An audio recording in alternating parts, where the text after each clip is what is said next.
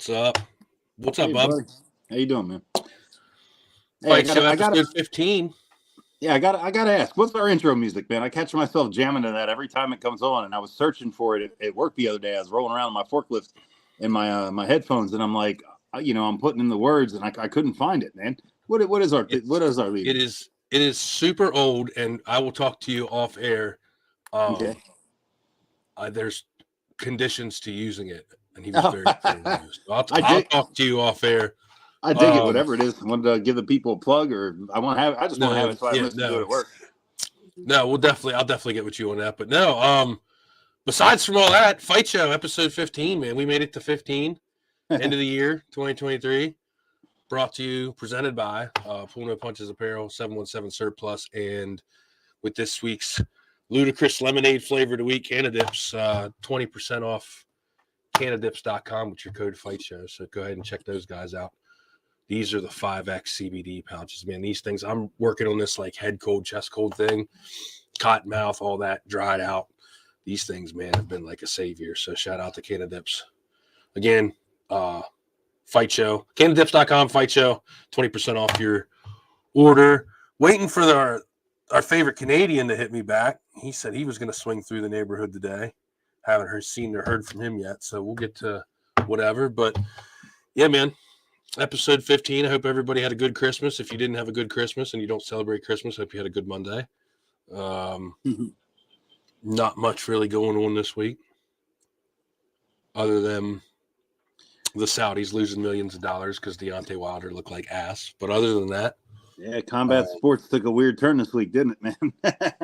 Yeah. I think that's what happens when you book a fight before you fight before it's booked. Like, what can go wrong? Like, of course, him and Joshua signed a 2-fight deal, and I'm not a boxer. I'm not here to talk about the sport of boxing, but that's a notable difference this week. No. What that really leads into is I don't know what boxing fight with Deontay Wilder. I mean, you basically ruined the Anthony Joshua fight. Now you can't really do that. If I'm Deontay Wilder, the money fight is in mixed martial arts versus Francis Ngannou in PFL. Under whatever rules that they come up with, Well, he's going to have to take whatever rule set they give him. I mean, his stock went way down. He's not, again, boxing. It's boxing. Like I said, I don't want to know. I don't know enough to want to speak on it. I'm not buying Deontay Wilder's next pay-per-view. Not if it's in boxing. It's like, how do you even do that? I mean, we're pirates, so does that really matter? I don't even know what you're talking about. I don't even know what you're talking about right now. We're pirates. I can't even look at the camera in the eye, man. I don't know what you're talking about. I'm ashamed of myself. I mean, no. Other than that, we put a little wrap-up thing together. Real quick, I guess while we're waiting for this guy to get back to us, I want to burn through this real quick because everybody gets their flowers. We may not have fancy ones like some other pods, but for sure, we hit episode 15.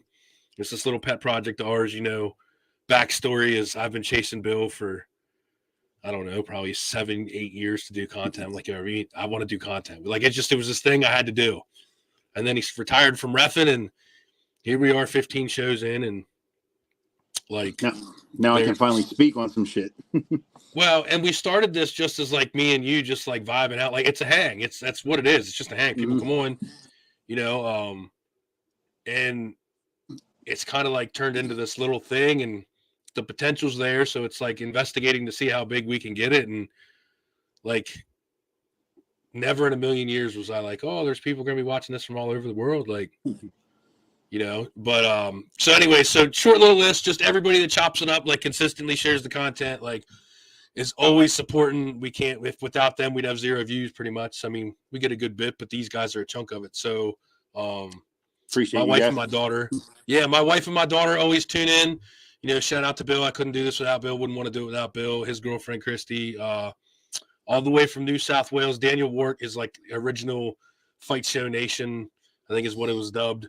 Matt Benson, Marcus Carruthers, Joey Macias, Dane Hollins, Chris Cape, Ryan Doyle, the number one fan of Bill's ass, Brent Coleflesh, Keith Kadish, Riley Kadish, Pat Johnston, Josh Grant, Bruce Lee, AB, Mark from Pull No Punches Apparel. We'll get to that. Eric Cal from My MMA News. And I added this last one for you.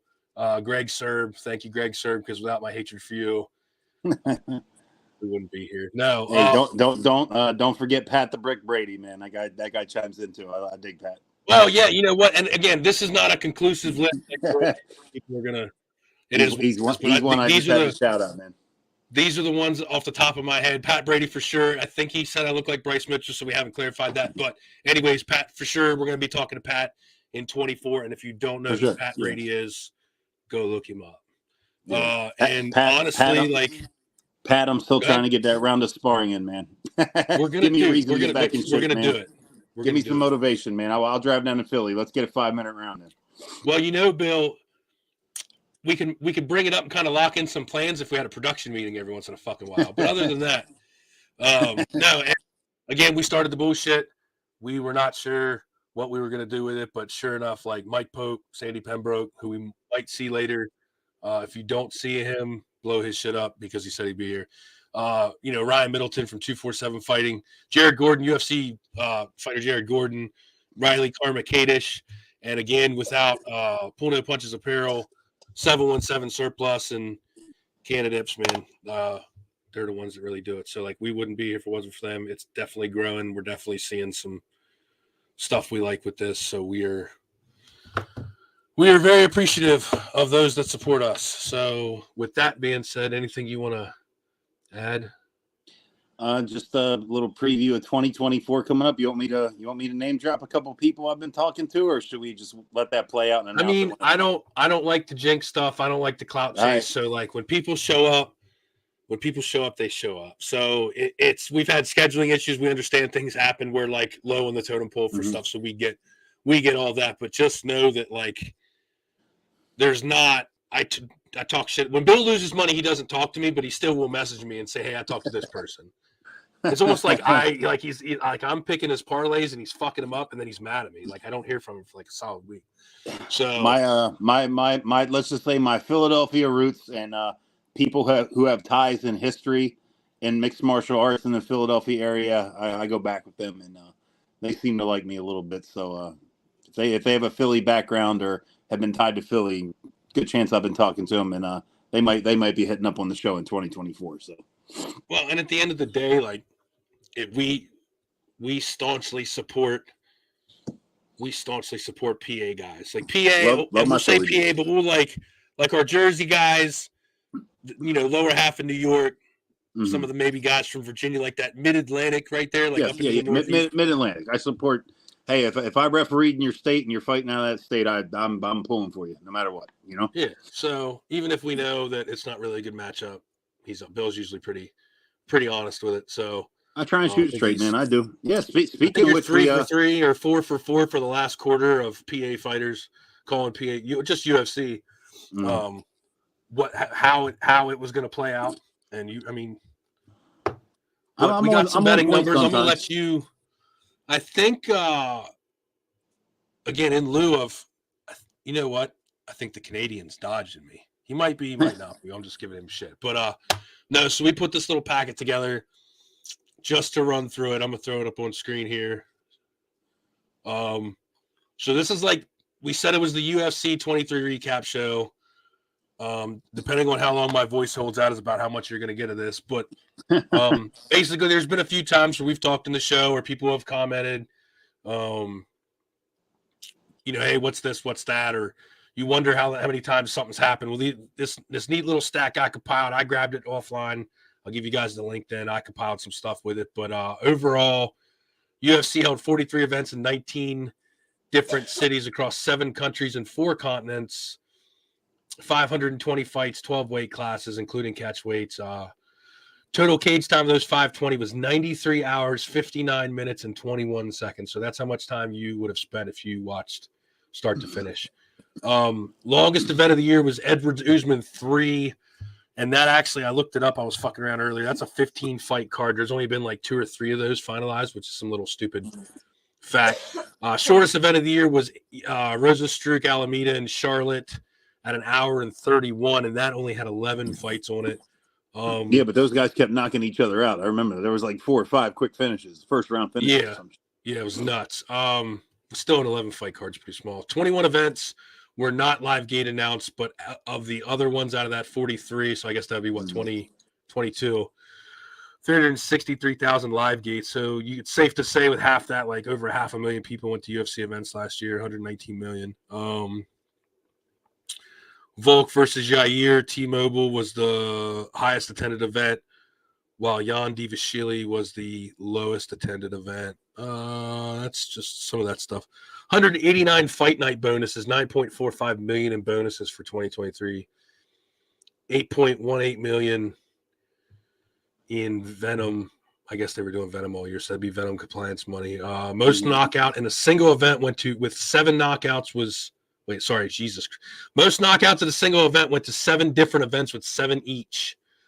So that's kind of nuts. Most submissions on a single event, Alan Craig 6. We just saw that a couple weeks ago. Most fights to go to decision was Edward Usman 3, which again, that was the longest event, and Aspinall Tabora with 9. This one's kind of for you, Bill, this little next section. Betting favorites. If you were a favorite going into the fight, you were 341 to 163 over the course of the year. 16 fights ended in a draw, no contest, or had even odds. Betting favorites went 26 and 16 when they were headlining. One main event ended in a draw, no contest, or had even odds. Volk Yair some lines were saying it was the best event of 2023, but 6 upsets and 4 of them at plus 200 or longer. So you made a little bit of money if you bet the dogs on that one. Alan Craig, most favorites come through victories. That's again more betting stuff. 41 fighters officially missed weight for their respective contests. I think we had a ref rant about that. 32 fighters in that group went on to compete and ended up 15 of 17 in their respective bouts. 125 people made their debut this year. Debut fighters in 2023 went 61 and 63 with 1 no contest. Debuting fighters who faced an opponent with at least 1 bout of UFC experience went 49 and 51, so almost 500, with 1 no contest. Variety of circumstances caused 29 main or co-mains to be adjusted, postponed, or canceled. That's pretty nuts. I'd like to see how that stacks up year over year. That's always going to be a part of the game. Always going to be a part of the game. Oh, yeah, you know that. It's part of the game all the way down to the regionals. Yep. Canadian fighters went 6-0 at 289 in Vancouver. Volk versus Yair was the first event in modern history with 4 sub-minute finishes. Luque versus Dos Anjos featured 7 first-round stoppages, tied with 8 other events in modern company history for first-round stoppage. What was that? 7 on one card, so that's pretty impressive. Dariush Sakarian was the first event in company history, and I mutilated his name again, to feature 2 knockouts stemming from slams. I feel like, yeah, that was the first one at 2. They were like number 12 and 13. And we talked about that lowest attended event, Jan versus Davashvili, set a single record for most takedowns landed with 59 in one event. Yes. All right. Divisional stuff. Again, I'm not. Yeah. Look, no surprise, lightweights got the most number of fights, most number of knockouts. I think the most number of submissions. I don't know. I was looking at it earlier. But just some stuff. Heavyweight, light heavyweight, vacant. Pereira's the champ now. Again, just some different stats. And like I said, I'll be throwing the link up then for you guys. If anybody wants to like look at this and read through it. Welterweight, lightweight. Here you go. Number of fights, 77. It's also the deepest roster in the division. 35 knockouts, 10 subs. No, it didn't have the most submissions. I'm sorry. Featherweight, Volk running the division for 23. Amanda Nunez, that's vacant. I believe, is that the that's the title Rocky Pennington's getting ready to fight for, I believe.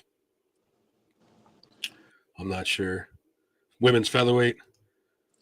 I'll tell you what, as an MMA fan, I'll always call a spade a spade. I should brush up a little bit more on women's MMA, you know. I really do. Yeah. I like to be educated and up to speed on what's going on. I really don't pay enough attention to that, you know. Yeah, I don't. And again, I don't either. That's why I'm sitting here asking you. Yeah, Rocky. I know Rocky Pennington's getting ready to fight for a title, and I know she's been in it for a minute. I don't remember what fucking class what she's fighting at. But again, that's because I don't pay attention. There are very few people that I really in the media space because we're. Like that are like on point 100% of the time, and if you are, you're a fucking robot. Like there's some guys out there that have it.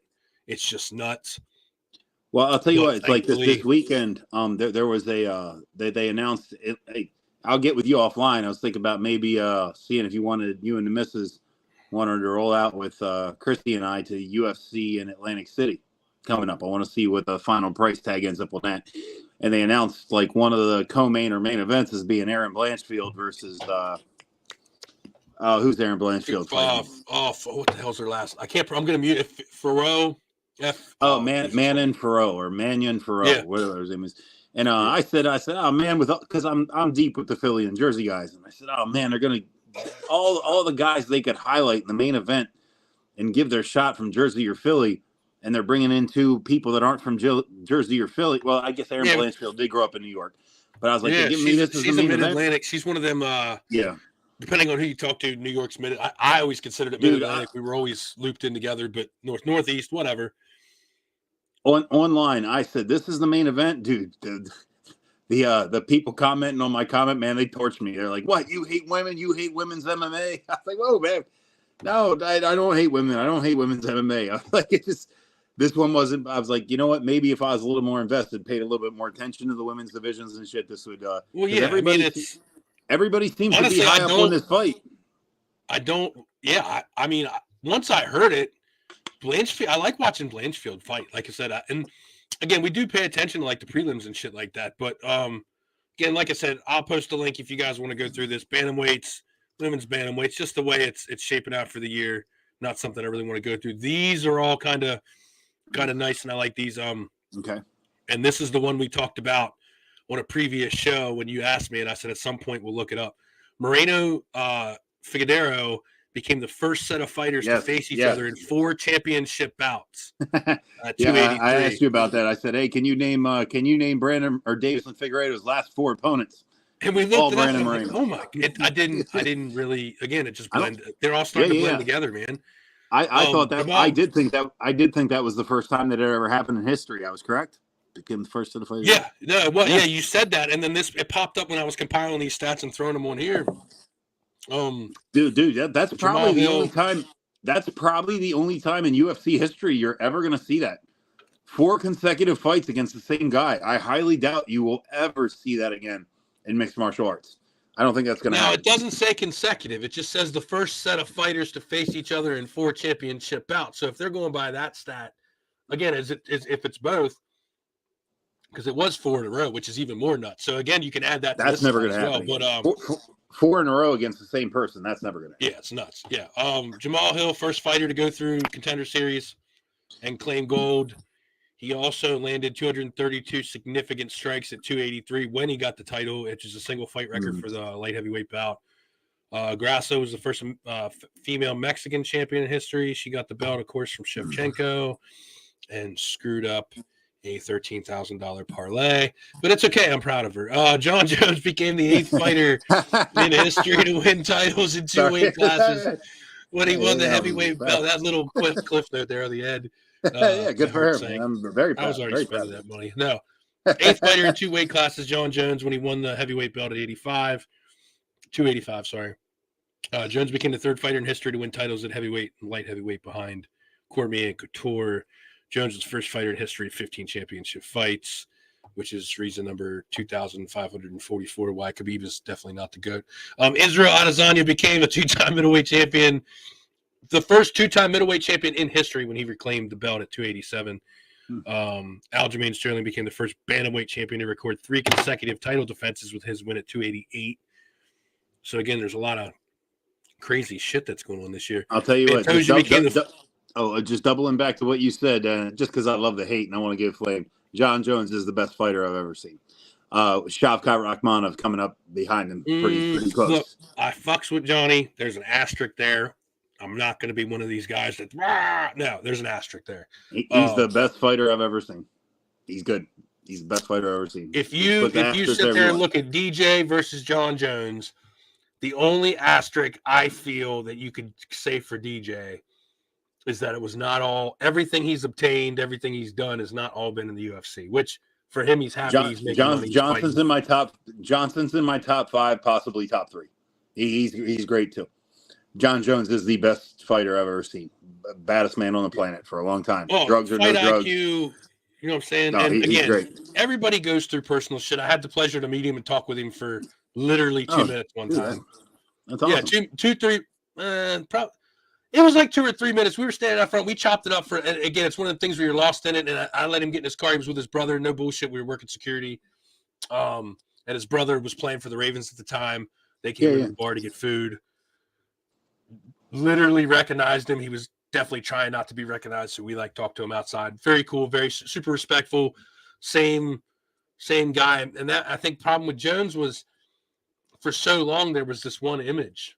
You got the Bible verse tattooed across your chest, and you just and again that's what you want to do, but that's not John Jones. You can be a guy that thanks God and prays and considers yourself blessed and goes to church, and the first thing you say in your post fight is all glory to God, and still go out and do stuff because you're a human being and you're not perfect. So to sit there and that's I think where John Jones kind of in his path he had this persona for a little while that was not 100% him. Not saying that he wasn't the same person with fans or anything. When I met him, it was quite a few years ago. His brother hasn't played for the Ravens in a while, but again, it was on the come up. But again, that's my personal experience. I know guys that have trained with him that have said the same thing. Super nice dude, just has his issues. But we digress. Joe, Israel Adesanya, 2-time, Aljamain Sterling. We already covered all that, so I'm not going over that again. Pantoja, 4th fighter in UFC history to force a title change by split decision when he defeated Moreno. Volk became the 4th fighter in history to make title defense to make an title defense, what a typo, after losing a championship bout with his 290 win, joining Israel Adesanya, Max Holloway, and BJ Penn. The group is 4-0. As the stats says, Justin Gaethje became the 2nd BMF champ, defeating Poirier. Jorge was, of course, the 1st. Zhang Wei Li's disparity, and this is why you should pay attention to women's MMA, Bill. Me too. Zhang Wei Li's disparity of 267 strikes landed, 296 to 229, which is a 267 disparity, is the 2nd biggest margin in a title fight. Kamaru Usman outlanded Tyron Woodley by 276 at 235. So right there. No, I do love watching that chick. She is. I know about her. She's. I want to see her versus Grasso. Yeah, she's good. O'Malley, 2nd fighter to win a championship after going through Contender Series. 2nd to Jamal Hill. We mentioned him earlier. Grasso Shevchenko. Noche UFC marked the 6th championship fight in modern history to end in a draw. That fight I did not bet on because of the repercussions from the first one. Alex Pereira became the 9th fighter in history to win titles in 2 weight classes. Alex Pereira's 11 MMA fights to become 2-division champion are the fewest in company history. His 7 UFC fights to become a 2-division champion are also the fewest in company history. And, of course, Colby Covington became the 8th fighter in history, but probably everyone's favorite, to fall 0-3 in undisputed championship fights with his loss to Leon Rocky Edwards just the other week. Individual feats, and then I promise folks we're done. Figueiredo became the first fighter to face the same opponent 4 times. We covered that. Andrade landed 231 significant strikes at 83, single fight record for women's flyweight bout. Glover Teixeira was the first light heavyweight to earn 10 fight night bonuses at 283. Teixeira became the first flyweight to earn triple armbar submission finish with his win, or triangle. I don't know why I said triple. Jesus. To earn a triangle armbar submission finish with his win at Fight Night 218. Nakamura's 33-second victory at Fight Night 218 marked the 2nd fastest finish by a debuting flyweight behind Nick Denny's 22-second win at FX1 in 2012. Aliyev from Tajik. Go ahead, Bill. What you can take this one, buddy. Tajikistan. That guy from that place. That guy from that place. I don't want to do him no disjustice. But anyways, Davey Grant earned the 4th inverted triangle choke submission in heavyweight history. UFC Fight Night 221. Cole Miller, OAM, who just won the tournament at PFL for the 2nd year in a row and retired. And Jordan Livet, the viral twerker in the cage, also accomplished that feat. Okay. Marab attempted 49 takedowns at Fight Night 221, which is a single fight record in company history. Max Holloway recorded his 15th performance of 100 or more significant strikes landed at UFC on ESPN 44, which is also the most in company history. Pavlovich, 6th fight 6-fight first-round knockout streak reached at 222 as the longest in company history. Matt Brown became the second fighter to reach 13 knockouts. UFC on ABC4, joining Derek Lewis. Jim Miller became. I predict Sergey Pavlovich will be the first fighter in UFC history to never see the second round. The way that guy fights, it's impossible. He's either going to knock somebody out or get knocked out. Jim Miller became the first fighter in history to reach 25 octagon victories. Good human being, Jim Miller. Yeah, good stand-up dude. Again, Mid-Atlantic guy, Jersey guy. Charles Oliveira became the first fighter to reach 20 octagon finishes at 289. Cannonier and Vettori combined for 394 significant strikes at UFC ESPN 47, the single fight record for UFC middleweight bout. Yeah, Vettori took about 320 of those.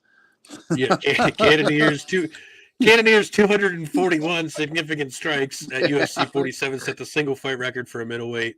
He beat the hell out of that. Magny, first fighter to reach 14 decision victories in the octagon. Ilya Tapura was awarded just the fourth 50-42 scorecard in UFC history at ABC 5. Holloway, Rich Franklin, and Dave Mene also accomplished the feat. Denise Gomez, 22nd knockout at UFC 290, marked the fastest finish in strawweight history. Norma Dumont became the first in history to reach 5 women's featherweight victories. Medic earned the 7th knockout in history stemming from a spinning back elbow at 291. Chiesa became the first in history to suffer 3 submission losses by Darce choke in octagon competition in 291. He's also a bland individual. Derek Lewis became the first fighter to reach 14 octagon knockouts at 291. Sandhagen Rob Font landed 43 significant strikes at ESPN 50, the second lowest single fight low in UFC history for a non-title 5-round bout that went to a decision. Excuse me, guys. Damon Blackshear earned the 3rd twister submission finish in history at ESPN on UFC on ESPN 51. Bryce Mitchell and Sung Jang also accomplished the feat. Karine Silva became the first female in history to earn 3 consecutive victories by first-round submission. Brad Katona became the first 2-time winner of the Ultimate Fighter. I don't know if that's a good thing or a bad thing. Excuse me. This chest thing's real. Good thing, bad thing, we don't know. I lost my place because I started coughing. Jesus. Well, Wei Lee landed 296 total strikes in her victory at 292. Single fight record for a women's fight. Holloway became the first to reach 20 featherweight victories at 225. Alexander Volkov earned the 4th Ezekiel choke submission at 293. Drew Dober, first lightweight to reach 9 knockouts. Terrence McKinney became the 3rd fighter in history to earn multiple victories of 20 seconds or less. Jonathan Martinez, 2nd fighter in history to earn multiple leg kick TKO victories, which that's becoming more common. Edson Barbosa, fight of the night, set the fight of the night bonus record with his 9th at 230. Of course, Jaitan Alameda, 21 minutes of ground control time over Derek Lewis. Lupe, around the same time, became the first female in history to win 4 fights in a calendar year. Andrade, first female in history to land 4 knockdowns in a single fight. Irina Donna and Cara Rosa combined for 349 significant strikes, landed at 296. Women's bantamweight record. And Tony Ferguson's 7-fight losing skid at 296, tied with BJ Penn for the longest in company history. Most of this stuff, guys, compiled by MMA Junkie and the guy, Michael Carroll, that does the live stats for the UFC events. They put this together every year. It's an awesome little package. Significant milestones from 2023. I added a few in there, had a few issues. But other than that, you can find that if you just 2023 most significant milestones, MMA Junkie, it'll come up. I'll post a link probably in the show comments when we're done. I just thought that was cool. Really good way to end the year. Burn up half a show. Mm-hmm. The Canadians still a no show. That's okay. I might die live on the internet. They deserve a little break too, but I wish as a greedy personal fan, I know it's a lot for Dana White and Sean Shelby and McMahon to handle by themselves. Maybe they take on another hire or two. I wish we had MMA every weekend. Don't skip a show. Well, I understand the company wanting to take a break and Dana White wanting to be hands-on with everything. He's getting a little older. Give up the reins a little bit, man. I wish we could have an MMA event every weekend. I didn't realize how much. Let's I don't look like at this here. shit. So we're gonna go back quick. I think it was 43. We'll go back to the beginning. I gotta scroll all the way back here. Yeah, Christy told me I have to wait till January 13th to watch UFC event again. I'm like, what? That's like fucking it feels like 3 weeks, man. Well, 43 events. So you had 43 weeks where there was MMA. Now, I know that might not correlate because I think wasn't there a time or two where we had like a Thursday something go on and like a Saturday? Didn't we have like a Thursday fight night once and then a Saturday or something like that? I don't remember. I honestly don't remember. I mean, I can look it up. We can look it up. But the point is, 43 events. Now, UFC just said Greg Shapiro just was at a media tech conference or whatever. And he's I might get this wrong, he's the COO of TKO. So he's the parent company that owns the UFC, talking about the ESPN deal and such. And he said next year they have the opportunity to always, and they're looking into it. So they're actively looking into it to expand into more programming. Good. Yeah, I like that shit, man. So which means we're probably going to get a few more fight nights. You might have a time or two where you end up with like a Thursday, Saturday. You're never going to see like a Friday, Saturday in the UFC through ESPN because PFL is their Friday deal. Well, but I feel I remember talking about this with people online and stuff like that. And, they say, too many events is a bad thing. It saturates the market, waters down the fight pool. But we're still going to fucking watch it.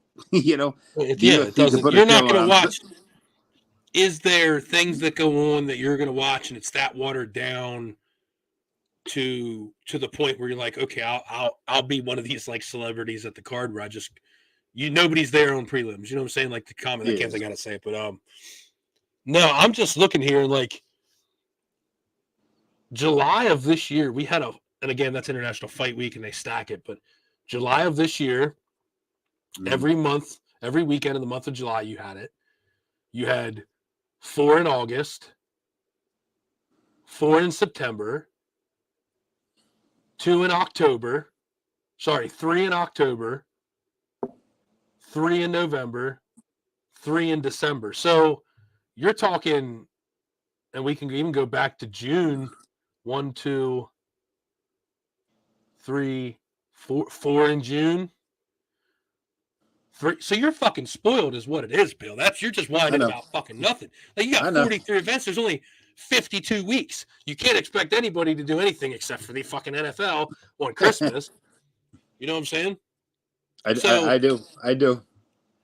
No, I'm spoiled as shit. Yeah, no, I'm used to mixed martial arts every weekend. Like, and when I'm not there, I want to see events. Shit. With 43 events, yeah, Christy's right. Christy's over here ripping your ass. You have the Tuesday Night Contender Series, you ungrateful son of a bitch. I am. I'm always bitching. Yeah, but anyways, yeah, Greg Shapiro did say they're looking at expanding. Again, that doesn't mean they're going to, but they're looking at expanding. They always have the option to do more content with ESPN. I'm a little salty because I have an ESPN Plus subscription, but I don't have ESPN.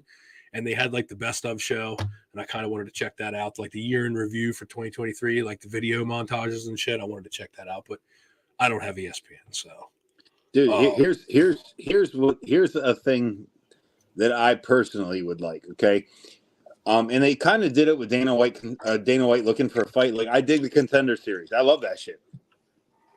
I love seeing the guys like get lined up in the chair, figuring out if they're going to get a contract or not. But I'd also like to see. I'd like to see the UFC like take a fighter and promo him that they're thinking about signing, put a camera crew on him for his training camp, and then say he has a fight this Saturday in like say it's Philadelphia, Pennsylvania, CFFC, and then air his fight live on Fight Pass or something like that. Really give some like local guys a chance to shine.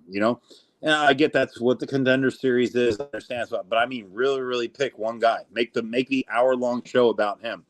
Maybe the 45 minutes prior to his fight, and I'm talking live. I'm not talking taped.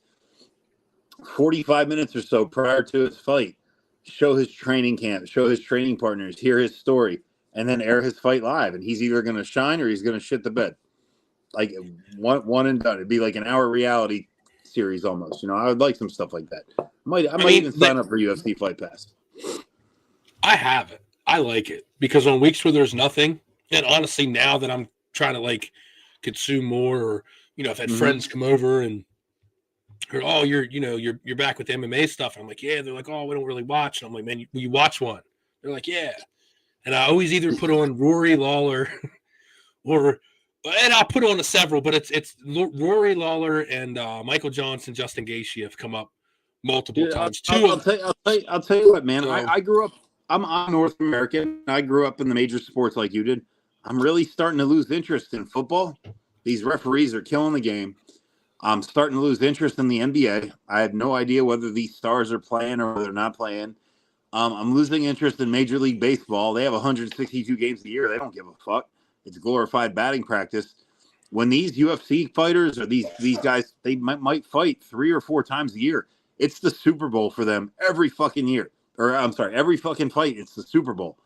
They give a shit if they win. There's no I can lose this one. That's not a big deal. Like everything is on the line. It means everything to them. I'm starting to dig that more and more. These NBA players, they sit the load management. Oh, I can't, dude. When I was a kid, we used to play basketball for 4 hours a day in the heat from 10 to 2, go home and rest, come back out and play till the lights went off. And these NBA players can't play back-to-back nights, 30-something minutes a game. Are you fucking shitting me? Like, I'm starting to appreciate mixed martial arts more and more. Like, I'm losing interest in everything else, man. Give me more mixed martial arts, Yeah, dude, I'm with Brent. All ball sports are trash for morons. Yeah, I get pretty idiotic with it. The only sport, and again, I stopped watching like traditional stuff. I pay attention to it, especially if it's your Pat McAfee's or your guys that are putting the effort in to make themselves known outside of the sports space. Busting with the boys, Taylor, and I like that show. I'm not a football fan. I played football. I used to be a football fan. Like I can relate to it, so I say it's relatable to me. Honestly, the only thing I really fuck with that I still have an affinity for, that like my secret little, you'll catch me every once in a while, like tuning in or whatever. Hockey, man. Hockey to me is, I like hockey. I guess because they let them fight. I don't know. But, especially where we live, like, I'm a Bears fan, dog. Like, I'll go, like, I'm surprised I haven't even fucking brought it up, but we should figure a Bears game out at some point soon, buddy, because that's where it's at for me. Like, I'd rather go to a Bears game than a Flyers or a Penguins game. Yeah. Hershey Bears? Let's roll. Yeah. Let's roll, man. I'm down. I love live. I'll watch live hockey, especially in the minors, Oh yeah. Yeah, but I was watching. I think the straw that broke the camel's back, where I'm finally like, yo, fuck this shit, man, is on Christmas Day. The NBA, and not this NBA show, I don't want to get on, but the NBA focused. They highlighted a game on Christmas Day with the Sixers. Some poor dude out there worked all year long. Yeah, Brent, love you, Brent. Some poor guy out there in Phil. Some poor guy out there. He worked all year long. He saved his money. He surprised this kid early with Philadelphia 76ers tickets versus the Miami Heat. He wanted to have a Christmas memory with his son and say, hey, I'm taking you to watch your favorite player, the reigning MVP, play. You know what Joel Embiid did? He fucking sat like a bitch, like a 7'1", 280-pound bitch. And he could probably beat my ass in a fight. But you know what? I can get up, go to work the next day. I'd never disappoint a kid. Joel Embiid's a bitch, and I'm a Sixers fan. So anyway, that's early referent. I'll get off it. But these guys, that really lost me, man. I'm like, yo, you fucking suck. I don't even know who the fuck that is. But if Bill says you're a bitch, Philadelphia 76ers. And he just, if Bill says you're a bitch, I don't think you can defend against a blast double and the Manhunt Strangler laying on top of you until you just give up. I'd take my shot. That's what's going to happen. I would take my shot because I don't think he knows what the fuck to do on the ground. That's the first thing I'm going for. So, but yeah, man, that sucks, dude. These mixed martial arts fighters, they do, man. They show up, they fight 3 or 4 times a year. That's how they make their money for their family. If they pull out of a fight, man, they catch a lot of shit online. if they pull out of a fight, it's probably legit, man. There's not a whole lot of guys that have pulled out of a fight. They didn't accept the fight, train for it, and then pull out, because I need load management or I need rest. These guys can't play back-to-back basketball games for 30 minutes, or I can't play tonight for 30 minutes because I played 30 minutes last night. Are you fucking shitting me? Like, anyway, that's out. We'll get off that. No, and I think what it boils down to is, first of all, and if we might get demonetized or whatever for this, but I really don't give a shit. I feel 100% like if you defend this country, you should make more than a guy that dribbles a fucking basketball.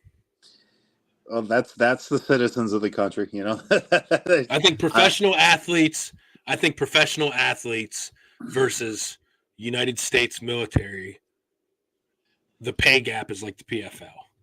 Like, you got guys over here that probably don't deserve this, and you got guys over here that totally fucking deserve it. So, anyways, that's my little spiel. Yeah, I don't really give two shits. Other than that, we have my little ADD shit got out of control there. But it's all right. Hey, I never tell a story in a straight line, and I'm always fucking angry squirrel mind, just looking for a nut everywhere. That's how this works. Don't look at my show notes. I'm sitting here doing a ref rant 40 minutes into the show, A show where you got to leave us in fucking 20 minutes, so it's not like I even got the damn Canadian. You know what? I'm going to call him live on the air just because. I'm going to call him. Hey, I was even going to give a Christmas present. I was going to give my segment of the ref rant to Sandy because I love hearing other people's opinions on MMA. We're all fans. That's what it is. I was going to give my ref rant to Sandy. I wanted to hear what pissed Sandy off this year. I want to hear what pissed him off this year in mixed martial arts. Like, what does he want to see done different? Here's the deal. We love everybody, and we understand that we're not the most important people in the world.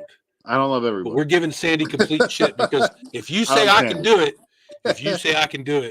and then once I send you the link, that's like a contract, dog. Once I send you the show link to get in the show, I'm getting ready to send Christy the show link just so she can come on here and bitch about some stuff. Just because she's been with us since the beginning by default. It's a package deal when I got Bill as a co-host. Christy's the president of our fan club. She handles a lot of shit for me. I can tell. Man, I don't have any idea what's going on. Are you kidding me? If it wasn't for Christy, Bill might not even be here. I'll tell you what, Christy she could share some show links. You tried to ask me to do it, but I'm banned from Facebook again because I think I said some shit to somebody. They just hit me too. So one name I did forget to mention, and again, 3 or 4 have come to me, and I don't want to forget anybody. I'm kind of pissed. Darryl O'Reilly watches our show. They're 5 hours ahead of us. Mm-hmm. Christy is all about getting a ref rant segment. You know what? This is the internet, and we do what the fuck we want to do. So she's probably going to say some shit that I wasn't even aware of. She's going to be like, and he doesn't fucking do the dishes, like, ever. You're not allowed, you're not allowed to say the T word. If you say the T word, and by the T word, I mean Donald Trump.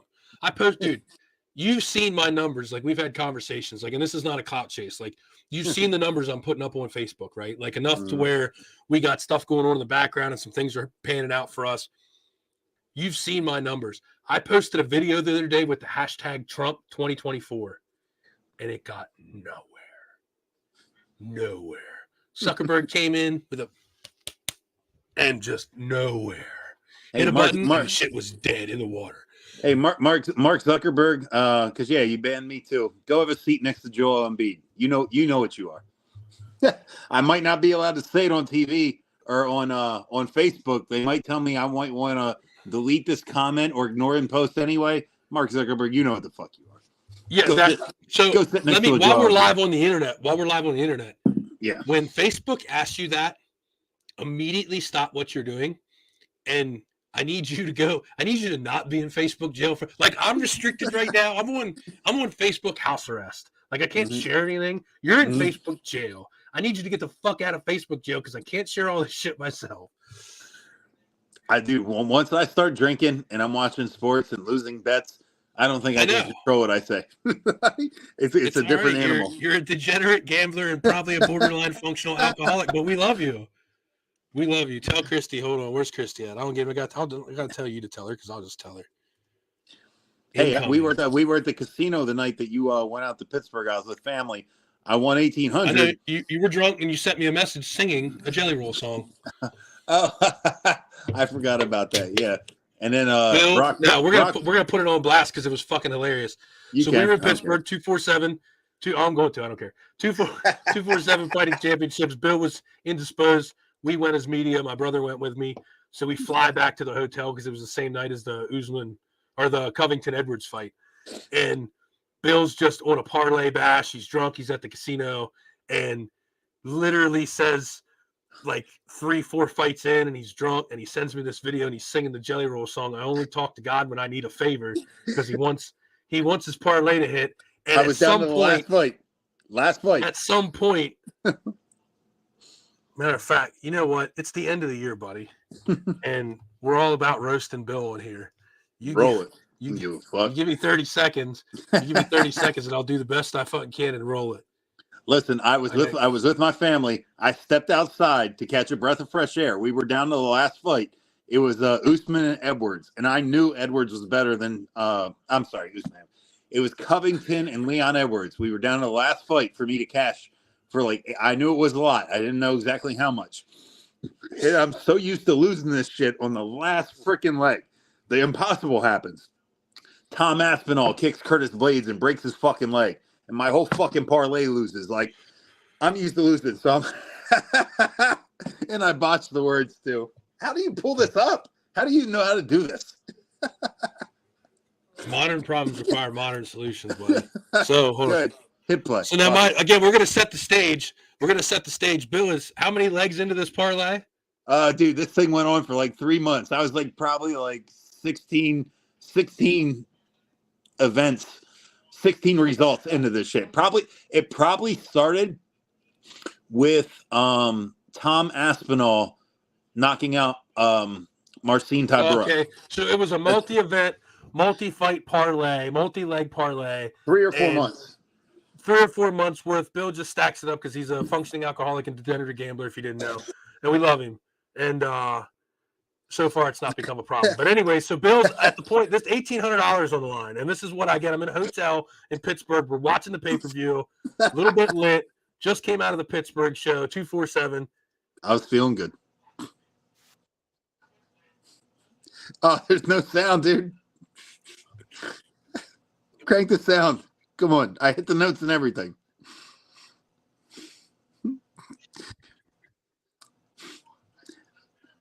No, there was no volume because you ended up plus 1,800 that week. I did, but there was no volume. There was no volume on the video. Oh, there wasn't. No, God, man, hit it. I love the way I sing. I'll karaoke the shit out of something. No, we're not going to do that. But I have to figure out what is going on here and why we got no sound. Probably because I had a headphone in because I can hear it and I'm dying the whole time. But the visual is probably going to be enough because I don't know off the fly what we're doing. Christy, you have a show link in your messenger. You're more than welcome to come on and talk about Bill's ass whenever you want. If Brent's still here, I'm sure he'll co-sign all of it. We don't have to do Walker Ankalaev because we've already kind of looked at it last week, but we're going to bring it up anyways. This is the closest thing we got. And the main and co-main are all ranked. Jim Miller, hopefully. Wait, hold on. Let me put this out there for my degenerate gamblers. Hit yourself with a Manel Cape, Magomed Ankalaev parlay. And if you want to throw proper Mike Malott versus Neil Magny in there too, you also can. All three, it's a guaranteed winner. You're probably going to get 2-1 on it. But anyway, we'll move on. Yeah, it's really not. It's Gaston Bolanos is probably the one I'm most excited to see on this card. I always like watching that guy fight.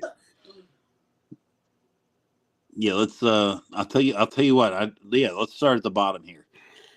I mean, it's deep, and just because there's no names on it doesn't mean you're not going to get. Look at who you had the 2 back-to-back slams last time. So no, hold on. There's some names. Nicholas Mata, former CFFC champion. I mean, that guy can roll out. That guy's a good fighter. I will be honest. I'm not up to speed on the opening fight. It's 6:00 on Eastern Standard Time.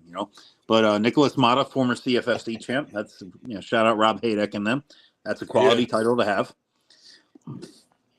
Gabriel, Gabriel Santos and Weston Wilson. I'll have to do a little research on them. But once you get to the next fight up, is where again, some of the I'm not names going start super deep on this because we're going to end up covering it next week. So yeah. No, Basharat is off the Contender Series. He's quality. Yep. Norma Dumont.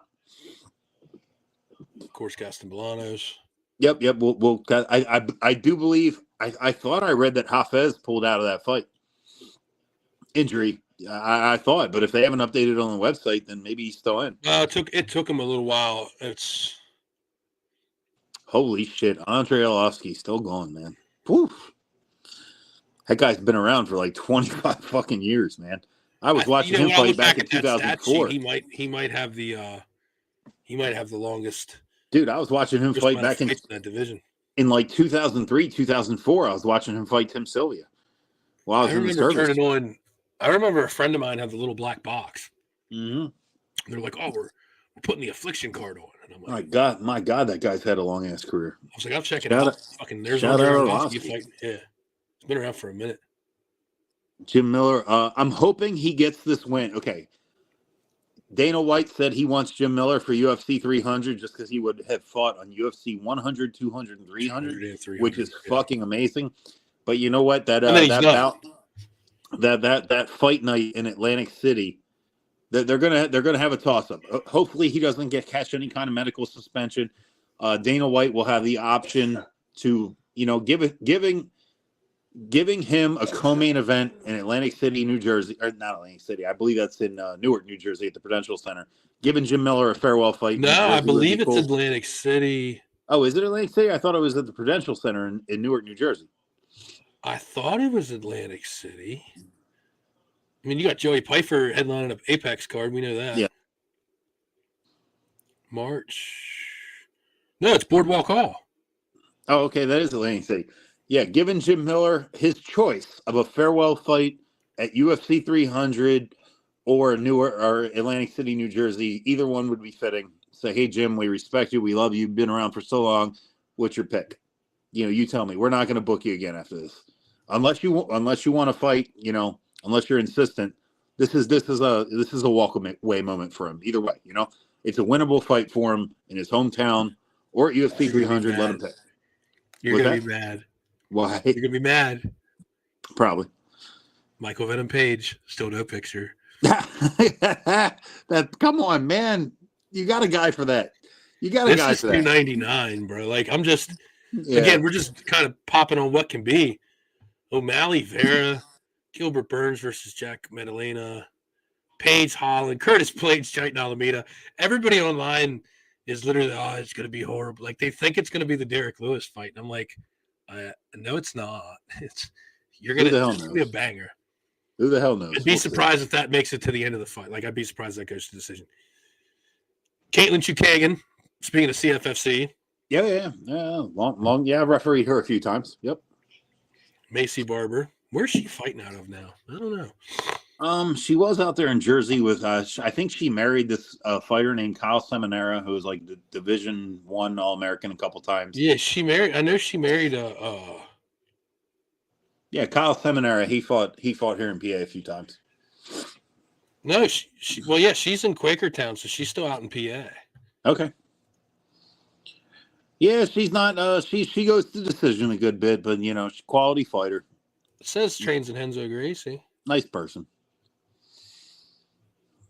Huh? Yeah. She was awesome. She was like a sweetheart when we met her. Yeah, she's great out there in Jersey. Macy Barber. That's Macy can make a jump. Yeah, I don't know how that one's going to go. Gamrot Dos Anjos. That's a Gamrot win. Oh yeah, for sure.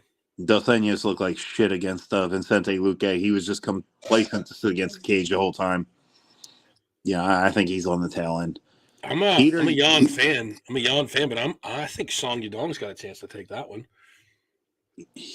Yeah, this is do or die for Peter Yan. he hasn't looked good in a few. And Yeah, Munoz should probably get that by decision.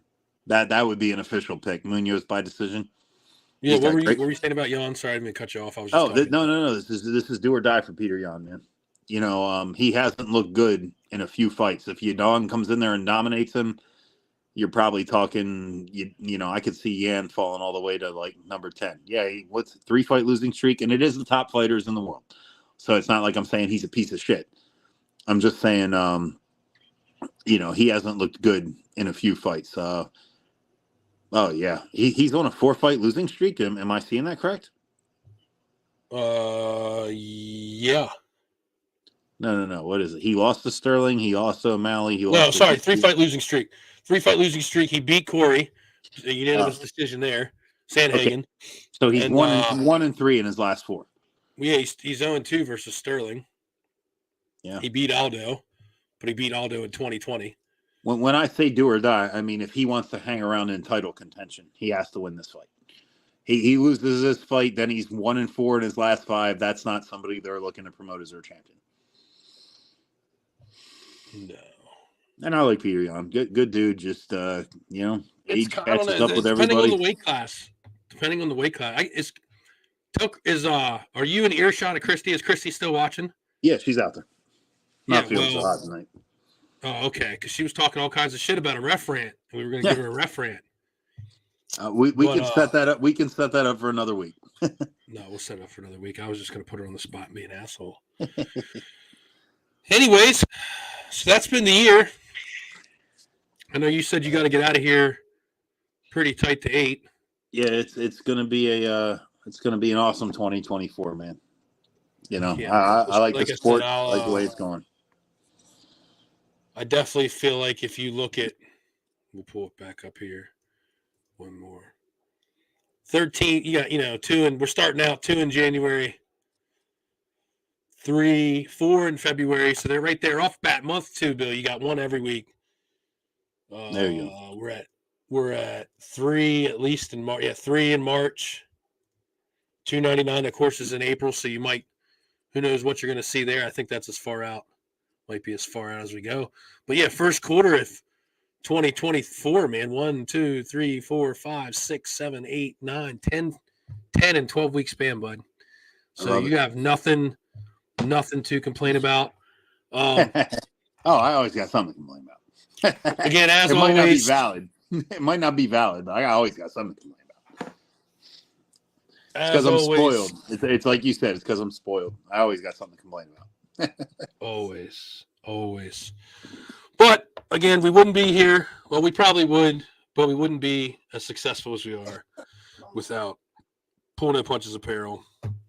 Head on over to their website and check them out. They got everything under the sun. I don't think me or Bill actually have any Pulling No Punches Apparel stuff on this week, but shout out to Mark at Pulling No Punches Apparel. Great small business. Support small business. Pennsylvania owned. PullingNoPunchesApparel.com. Tell them Fight Show sent you.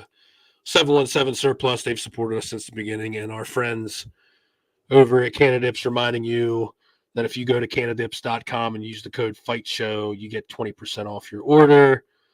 This week's flavor, Ludicrous Lemonade, of course, it's their 5X. 50 milligrams of CBD per pouch.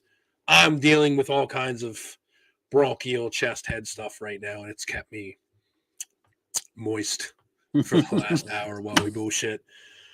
But we appreciate, again, everybody that's been here since the beginning. Like I said, you got guys from Ireland, Daryl in Ireland, Daniel in New South Wales, Canada, a lot of Canadian people coming in.